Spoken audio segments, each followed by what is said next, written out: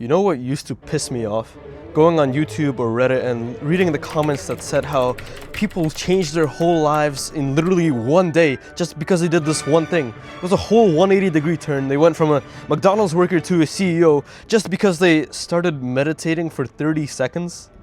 Are you kidding me? And it pissed me off because I couldn't do that. I don't know if you can relate to that feeling when you look back on your life and it seems as if nothing really changed, even though you felt like you put in so much work and energy. I constantly felt this feeling, and so I tried to overcompensate.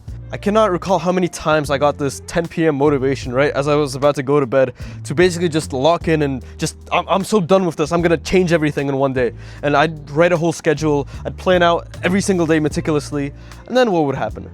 I wouldn't even follow it for 3 days. I would just crash and burn instantly because I tried too much, too fast, and failed. The common solution to that is just to take it one day at a time, one step at a time, 1% better every day. Did someone say let's do some math? If this is the graph of your good habits, h of t, time is the x-axis, habits as the y-axis. We know by the Oleax axiom that success equals good habits multiplied by time. So we need to find this area under the graph. So do this one step at a time, split this into dt and integrate on that thing, and we get success. I'm sorry. Anyways, you get the point. Build up daily habits one by one and eventually you'll reach success. And that makes sense and that works. But for me personally, that never did. I don't know if it's just that I didn't have enough patience or I was doing something else wrong, but I always felt like I could do a lot more. So let's go back to that obviously flawed example of doing everything at once. How come some people actually do it? How come some people actually go on a winter arc and don't quit after one day? It shouldn't make sense. Do you know how the stereotypical winter arc starts with a breakup or something else really traumatizing that makes you feel so insecure that you decide that you need to change everything? These traumatic events are the things that motivate people to change themselves.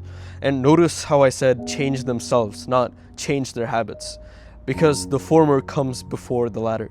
The latter is a result of the former. In order for you to realistically change everything you do in one day and not fail, is to become the person that is capable of doing all of those things that you want to change.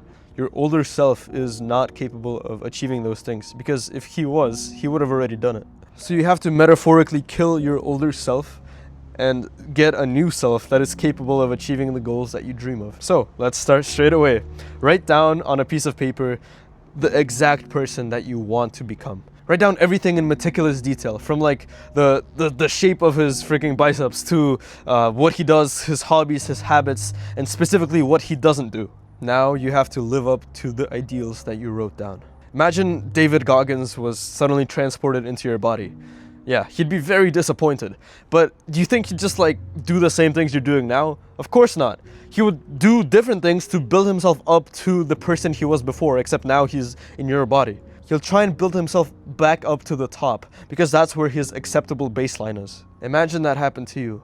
Imagine you were this successful dude, this disciplined dude, this guy that you want to become, and you were demoted and pushed back into your state currently. Imagine that happened. What things would you do to get back up to the top? Now that you know that you're capable of this, these things aren't just some faraway goal. They're just the baseline that you need to get towards. As a quick example, let's say we took you and a Buddhist monk and made you meditate for 8 hours. You obviously wouldn't be able to do it, but the Buddhist monk would be. Why? Because the Buddhist monk trains his mind, and he's able to do that. If we place the Buddhist monk into your body, well, suddenly you'd also be able to do it. Obviously, nobody will be able to reach all of these virtues of discipline, bravery, courage, whatever the hell you wrote down for your ideal character in one day. But now we have a concrete goal to strive forwards. We have a concrete baseline that we now accept as our new reality. It's much more powerful to say that I am disciplined compared to I'm trying to be disciplined. Because if you're trying, that assumes you can fail. If you are, you just are. Once this video ends, you'll be reborn with a new identity. Your old physical self will try and fight back a lot of times and it will be hard. But now you know that there is a goal, there is an acceptable baseline, there is the final destination. The most important thing is that you keep trying to reach it. Okay, this video was actually so hard to script. I hope it made sense. I deleted like 3 drafts just because like this is kind of strange to talk about, so I really hope it made sense. If it didn't, I don't know, type a comment or join the Discord, just ask me anything, and yeah, go do some push-ups, bro.